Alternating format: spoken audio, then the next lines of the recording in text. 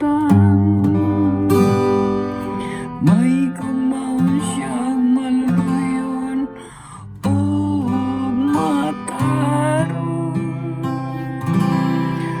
Mayo siya lang sa tao nga maluluyon o manghihatangon.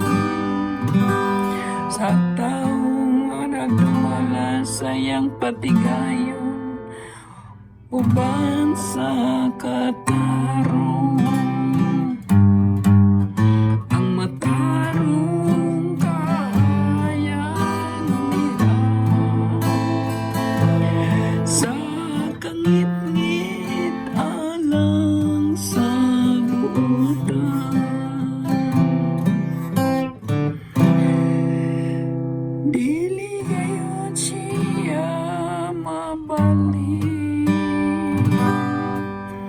Ang matarong ay nunduman kanunay hangtod sa kahangturan.